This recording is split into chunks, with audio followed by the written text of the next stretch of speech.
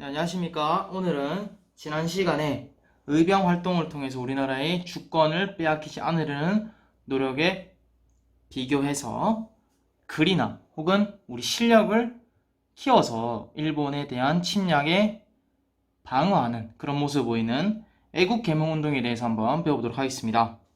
오늘 애국개몽운동은요, 여러 단체가 있는데 그 중에서 보안회, 헌정연구회, 대한자강회, 신민회 이 네 가지를 파악하는 게 포인트인데 그 중에 특히 신민회라는 단체를 기억하는 것이 핵심이라 할 수 있겠습니다. 반드시 나옵니다, 이거는.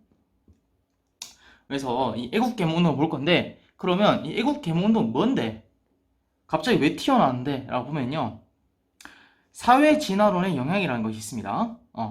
우리는 과학 시간에 찰스 다윈이라는 사람이 진화론이라는 것을 주장했다는 것을 배웠습니다. 그래서 우리 우리 동물들은 환경에 적응함에 따라서 긴 팔이 있었는데 그 환경이 긴 팔을 쓰면서 적응하지 못할 것 같다. 그러면 그 팔은 퇴화되고 자연스럽게 자연 환경에 최적화된 조건으로 동물은 진화된다 라는 것이 바로 진화론이라는 것이었습니다.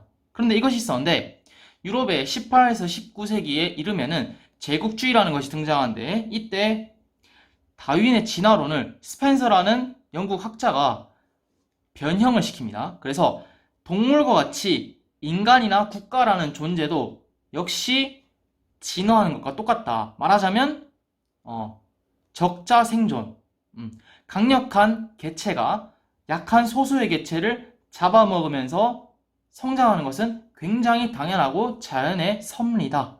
말하자면 강한 국가가 약한 국가를 식민지화시키는 것은 자연의 섭리처럼 정말 공정하고 정당한 것이다. 라는 사회진화론이라는 것이 유행하면서 프랑스, 영국, 미국, 독일 이런 나라들이 식민지를 늘려가는 사상적 기반이 됩니다. 그런데 이러한 사회진화론이라는 것이 우리 조선과 대한제국에 들어오게 됩니다.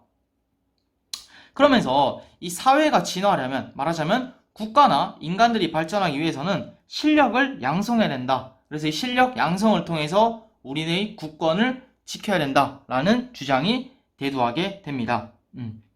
그래서 이전에 김옥균과 박영효 같은 갑신정변, 급진계파 세력, 그리고 가보개혁, 동의협회, 애국개몽운동까지 이런 일련의 운동들이 바로 이 사회진화론의 영향을 받아서 일어난 개화정책이라고 보시면 되겠습니다.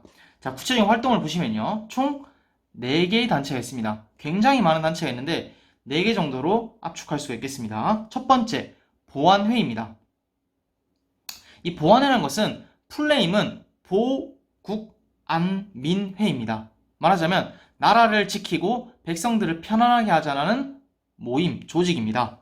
여기서는 러일전쟁 중에 일본이 한일 의정사 같은 걸 통해서 우리나라를 무차별적으로 침투하기 시작했는데 그때 일본이 황무지 개강권을 우리 대한제국 요구를 했습니다. 그런데 이 보안회라는 단체가 반대 투쟁을 전개해서 철회를 성공시킵니다. 하지만 이러한 철회를 성공시키자 일제는 이런 단체들 탄압하기 시작해서 결국 해산되게 됩니다. 그래서 여기서는 보안회는 황무지 개강권을 일본이 요구하던 것을 철회시켰다. 이렇게 기억하시면 되겠습니다. 두 번째, 헌정연구입니다.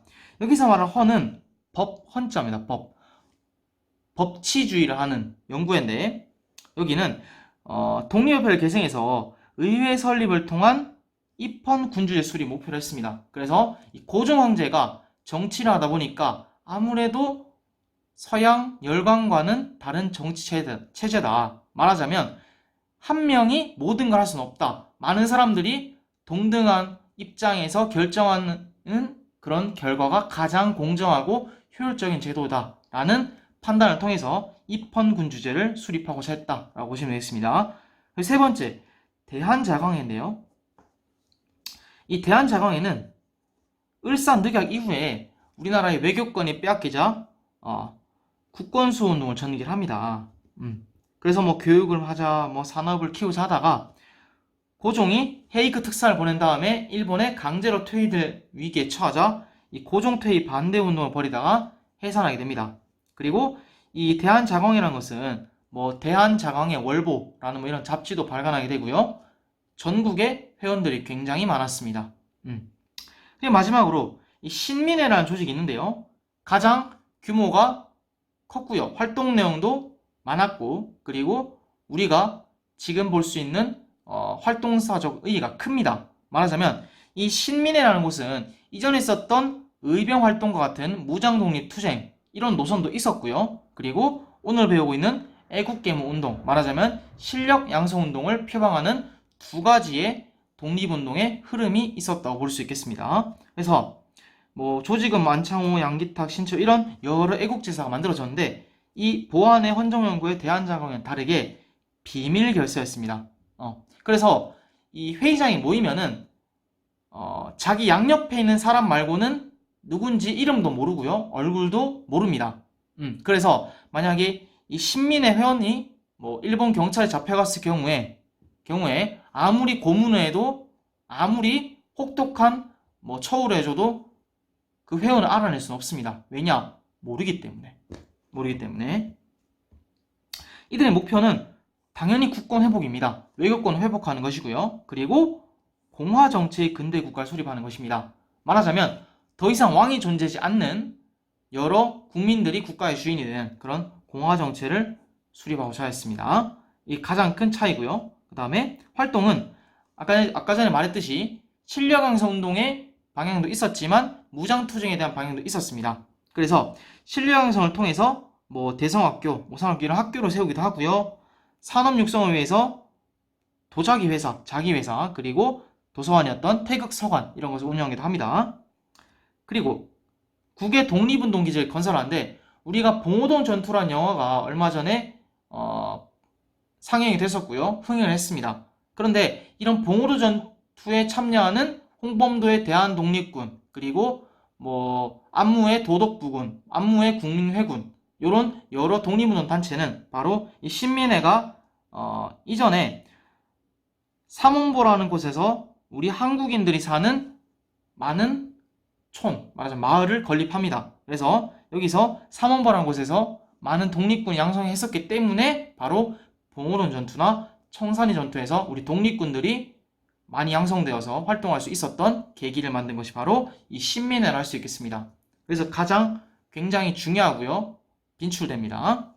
하지만 이러한 신민회는 나중에 백오인 사건이라고 하는 일제의 조작으로 해산됩니다. 그래서 이때 이 백오인 사건이라는 것은 일본이 우리나라를 강점하고 나서 이 총독부라는 것을 설치하는데 이때 초대 총독이었던 데라우치 마사타케라는 사람이 있었는데 이때 이 사람이 암살 위기가 있었습니다. 그래서 이런 암살 위기를 소문으로 바꿔버려서 안중근의 동생이었던 안명근이라는 사람이 뭐 황해도 지역에서 독립군자금을 모은다. 그래서 이 데라우치 총독을 암살을 한다라는 죄목을 덮어씌워서 신민의 회원들을 잡아냅니다.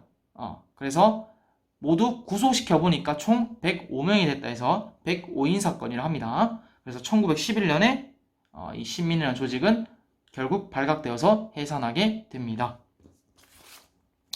그리고 뭐 여러 가지 뭐 교육, 언론, 출판 활동도 있었습니다. 그래서 뭐 교육 활동으로는 여러 가지 학교 이런 게 있었고요. 그 다음에 언론 출판 활동은 뭐 우리가 뭐 알고 있던 뭐 황성신문, 뭐 장지연의 뭐 실려 방송되고 있었던 황성신문, 그리고 뭐 제국신문, 그 다음에 뭐 대한매일 신보 이런 것들이 만세보 이런 것들도 있었습니다. 그래서 뭐 애국심을 고취한다, 뭐 국권 침탈에 저항한다 이런 것도 있었고요. 하지만 이런 교육 활동이나 언론 출판 활동을 일제가 가만히 둘 리가 없습니다. 일본은 굉장히 간사했고요. 치밀하게 우리나라를 강점하기 위해서 많은 노력과 연구를 합니다. 이런 점에서는 굉장히 일본인들을 두려운 존재입니다. 나쁜 사람들이 하지만 이런 점도 한번 생각해 볼 필요가 있습니다. 우리도 여러 준비를 통해서 일본을 반드시 꺾어야 할 것입니다.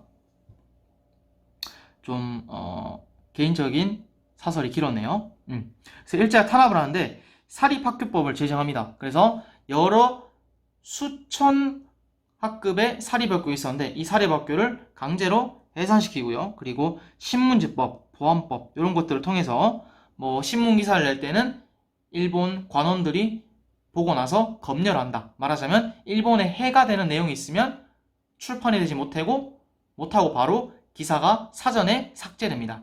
이런 것들 통해서 집회, 결사, 언론 출판 이런 자유를 억압합니다.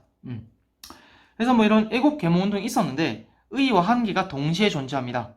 의의는 우리 애국심과 근대의식 고취했다. 그래서 우리나라가 일제강점된 36년 동안에 이런 실력 양성 운동이 계속 유지되고 또 독립할 수 있는 여러 엘리트들이 형성될 수 있는 계기가 되었고요. 그리고 뭐 근대국가, 공화정치에 따른 근대국가 건설을 추구했다.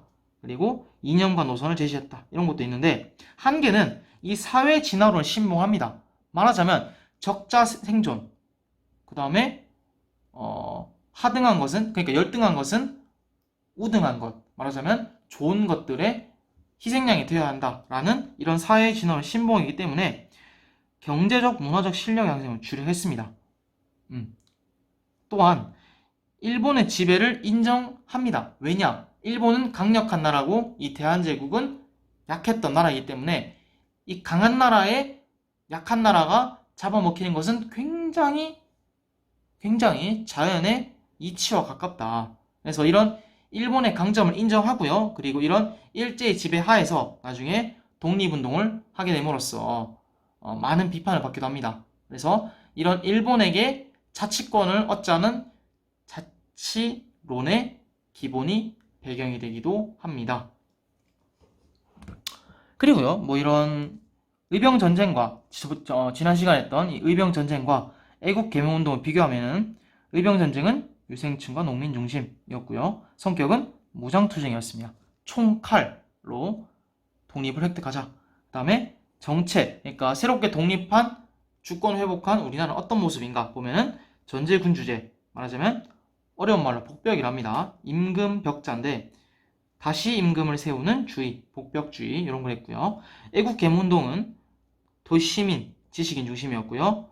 주로 실력을 양성하자. 우리나라의 민족들의 계몽을 통해서, 글을 통해서, 경제력 향상을 통해서 독립을 하자라는 의미였고요. 그리고 이들은 입헌군주제, 공화정책 이런 것들을 지향해서 최대한 1인 군주 체제, 말하자면 한 명이 모든 것을 결정하는 절대 부패를 가져올 수밖에 없는 정치체제였던 절대 군주제, 전제군주제를 비판합니다. 이상입니다.